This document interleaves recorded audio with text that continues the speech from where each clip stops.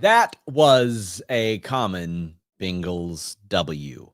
What's up, you guys? Sean Ross Sapp for Common Bengals W. Man, it's like my second show throughout the middle of the week. It's my third show since Saturday. This after I acted like a piss baby and didn't stream again after the Ravens game last season. That will not be the case this season, no matter what. If the Bengals go 1-16, I am streaming every single week for Common Bengals W. Glad that you guys could be here on YouTube, on Fightful's Twitch, Kick, whatever that may be. I am streaming to my personal Facebook that I've been using a lot now. I'm multi-streaming to a lot of different places. And this show was going to be a show predicting the Bengals record throughout 2025. However, shortly after roster cuts were made and the rosters were quote unquote finalized, the Bengals made a significant announcement. Dalton Risner will be joining the Cincinnati Bengals. Actually, I don't think they announced it. I think Jordan Schultz reported it, which is important. For all the complaints I have about media literacy, I got to make sure to employ that here on this show. But let me set up my little Bengals MJF plushie there for the set. But if you're here, drop a chat, drop a comment, whatever you want to do. Let me know what you think about this signing. I don't do a lot of like 12:30 in the afternoon shows, so I'm not expecting a big crowd here, but I do want to talk about this. And by the way, we are on podcast platforms everywhere. Again, I am putting a lot more into this than I have the last couple of years. We are on Apple, Spotify, all that good stuff. Of course, Common Bengals W on YouTube and Twitter. Check out my shorts tab. I've been posting a lot of shorts there from like my times at Bengals game. They've been doing pretty good too. Also have a video up on me trolling some Browns fans. But let's talk about Dalton Risner. I don't think that he had other visits, even though it was reported that like he was going to, right? Like I think those have to be like put out there, and they have to be indicated that those are happening. So I don't think that did end up happening. I think that was probably negotiation in order to get him there. Supposedly, the Bengals had been talking to Risner for a couple of weeks. And Mary Jo says, I feel better after signing Risner. Me too, Mary Jo. Myself, I do as well, especially as it pertains to pass protection. And this is all about Joe Burrow specifically. There's a lot to be desired in the run blocking of Dalton Risner, but he has not allowed a sack in the last 2 years, and that is exactly what you want out of a Dalton Risner. So now it looks like you are going to have Orlando Brown Jr., the rookie Dylan Fairchild, who had a great camp, Ted Karras, who is sturdy as hell, Dalton Risner, and then Amarius Mims. So what you're seeing here is the Bengals fortifying this, earning themselves maybe another year or two. They're going to see how Jalen Rivers does. Amarius Mims still has years on his rookie deal. You've got a new, very cost-effective Dylan Fairchild. You can go get another offensive line piece early in the draft next year, because what other offensive positions are you addressing in the draft next year? Like, I mean this legitimately. Your offense, if you were the Cincinnati Bengals, is set for multiple years. You could not draft one other offensive piece for 2 years and be all right. They're not going to do that, of course, but they have a logjam at wide receiver. Like, we'll talk about that momentarily. But the Bengals are able to bridge this season, which was going to be a bit of a Cordell Volson season. Maybe he got hurt.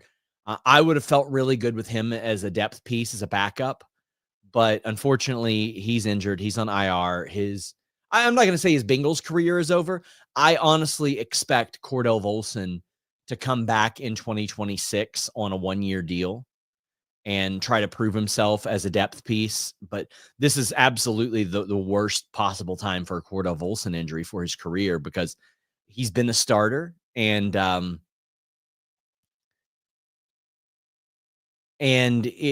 this was his opportunity, if other people failed, to step up. Now, next year, I think the Bengals will bring back Cordell Volson as a familiarity, somebody who's aware of the system and all that stuff, and he'll probably get a chance to be a depth piece somewhere. But I feel way better about the Bengals' depth. Now, here's the thing. It should not have taken Cordell Volson going down with a season-ending injury for them to nail down Dalton Risner, because I would have felt really, really good with Jalen Rivers, Matt Lee, Cody Ford, Lucas Patrick, and maybe Cordell Volson as backups. But I don't know that Dalton Risner is going to start coming out of the gate. But the difference in having him starting eventually, probably maybe week 2 even, Cody Ford, Lucas Patrick, Matt Lee, Jalen Rivers, I feel way better about the depth now. Like that is such a categorical shift. Mary Jo says, no QB sacks. And Jeff Bailey says, I'm a Vikings fan. He's been a part of our team the last couple of years. Awful at run blocking, decent at pass protection. Yeah, so that is the qualm with him, is that the run blocking isn't good. So Chase Brown going to have to get a little bit creative there. But you're there, you got him there for Joe Burrow. That's why you have him. And I think he was a good option. Now, obviously, the NFL doesn't think as highly of him as many others, Bengals fans in particular. PFF, another. Definitely, we seem to value Dalton Risner much higher. But considering what we have dealt with Joe Burrow, you can't blame us. Now, I want to say this. The Bengals have they have made efforts to fortify this offensive line over the years. They drafted Cordell Volson, wasn't good, but I think that all things considered, for a 4th round pick, and considering what the Bengals typically got out of 4th round and later picks, I think he ended up being, he stood up, right? Lyle Collins was not that guy. We thought he was going to be that guy. Alex Kappa was briefly and fell off a cliff last year. And I hope he has success elsewhere. Trent Brown, combined with Sheldon Rankins, was a couple of, you look at Trent Brown and Sheldon Rankins and you go, man, if they would have spent that money elsewhere, if they would have spent that money on a different offensive lineman or a veteran corner last year, they would have made the playoffs. They would have absolutely made the playoffs. So I knew something was up, and I say I knew like I knew. I could tell something was up when the Bengals announced their roster and they were carrying 8 offensive linemen and 5 tight ends. All due respect to Cam Grandy, I want him to do well and all that. The Bengals do not need 5 tight ends. Now, one of those tight ends is Mike Gesicki. He's basically the slot receiver these days. But there was no way they were going to carry 5 tight ends. You don't need Sample, Hudson, Fant, Gesicki, and Grandy. Grandy probably going to end up on the practice squad, I think. So I figured they were going to bring in another offensive lineman because, listen, they were not going to be okay with 8 men. And Zach Taylor saying stuff like, I think we got our starter on the team right now. And I'm like, I don't. And if so, I'm scared. I'm about to mail Joe a letter and be like, stay home. But we got Dalton Risner. Very happy about that. Now, other things. PJ Jules made the team. Dejon Anthony to IR. First off, that sucks for Dejon Anthony. It very much sucks. But there's another one that I was really bummed about, and that's Njongmeta. Anybody who has watched this show knows that I am an Njongmeta fan. He got waived and didn't get picked up by anybody else, which honestly surprised me because he's good. If he would have got some starting reps on this team, I would not have been bothered at all. He never gives up on a play. He works his ass off on on special teams. Like, he had that play that I was, 150 feet from at Cowboys Stadium, and it was the one where he kind of goofed on the play and didn't give up on it, and as a result, the Bengals won the game. And I love that. I love that out of him. Shaka Hayward, I got no issues with him making the team. It's just I thought that Njongmeta deserved to be on the team. However, Njongmeta is now on the practice squad, so I'm happy with that. I'm good with that. So here are the moves that got the Bengals to their 53-man roster. Dejon Anthony and Cedric Johnson were on the reserve injured list. Eric All is on the PUP list.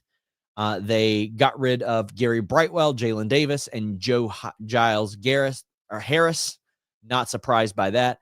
The guys that got waived were Isaiah Williams, who got brought back to the practice squad. A number of these people got brought back to the practice squad, by the way. And I was very glad that Isaiah Williams was one of those because he did really, really well. Andrew Coker surprised a few people. Devin Cochran, Caleb Etienne, Raymond Johnson III, Jalen Key, Jackson Kirkland, who's been around with the Bengals for a while, Seth McLaughlin, Tanner McLaughlin, no relation, Kendall Milton, Jordan Moore, Njongmeta, Kendrick Pryor, Desmond Ridder was cut, and Isaiah Thomas, as well as Cordell Volson. So I'm going to pull up the Bengals practice squad details as well, because they just got rid of Desmond Ridder. They were like, man, we're not even keeping him on the practice squad at this point. They signed a completely different practice squad QB. But Gary Brightwell, Devin Cochran, Andrew Coker, Jalen Davis, Joe Giles Harris, Jackson Kirkland, Braylon Lux, Seth McLaughlin, Kendall Milton, Jordan Moore, Njongmeta, Isaiah Thomas, Isaiah Williams were all practice squad signings. And then I saw that they put Volson, McLaughlin, and Etienne on injured reserve. So honestly, not a big surprise there. As far as the Bengals practice squad, Jackson Kirkland being on the practice squad will help, I think. But yeah, not a big bunch of surprises there. Isaiah Williams played really, really good throughout preseason, and Njongmeta is just my dude, man. Love watching that guy work. So PJ Jules made the team as well.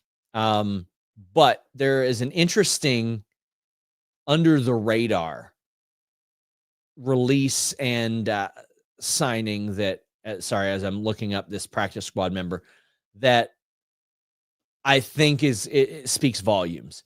The Bengals brought Will Wagner on the team, as opposed to Cal Adamitis.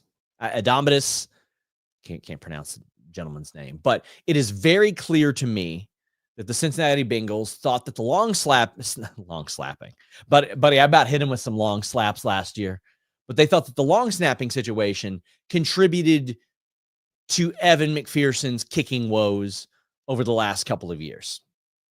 Now, if you go your entire life without knowing the name of a long snapper, wouldn't surprise me. Clark Harris was with the team for like 15 years, and I didn't know his name till he got hurt.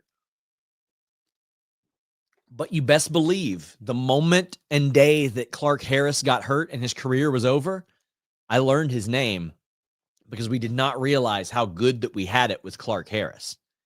Now, extra points didn't affect McPherson much. It was 96% with and without Harris, but he made 89% of his field goals his rookie year with Clark Harris. And then in the last 3 years with Cal Adamitis, it dropped 6%. Dropping 6% of your field goals is the difference in being one of the best field goal kickers in the league, and as we saw last year, one of the worst field goal kickers in the league. And it is evident that was an issue. It was evident the day that Clark Harris got hurt that Evan McPherson needed a familiarity with a long snapper, which they were using an emergency guy that day, and that cost them the game and probably cost them playoff placement as well. But to move on from a long snapper after 3 years definitely speaks to me as if they saw something fairly significant that affected Evan McPherson's success. Now, if Evan McPherson comes up here and stinks up the whole joint again this year, can't put the blame on him. Fool me once, shame on me. He ain't gonna fool me again.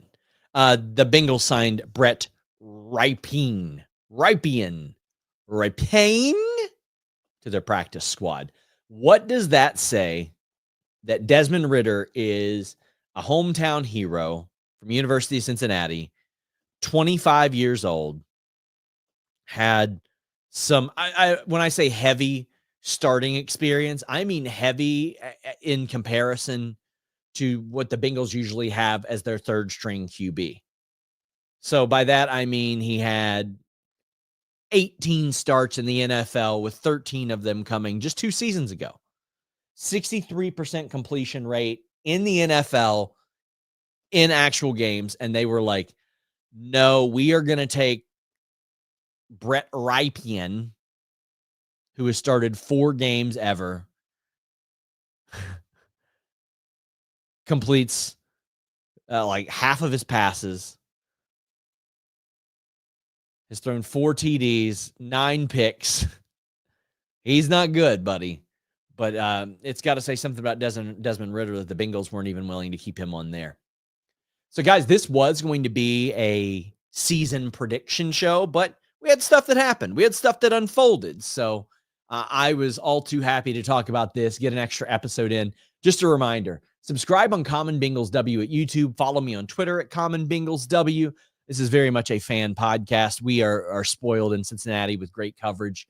But if you want to come somewhere, talk a little bit of football, talk some trash, that's what we're here for. But now we are on podcast platforms everywhere. Please check it out. Until next time, my friends, we're out.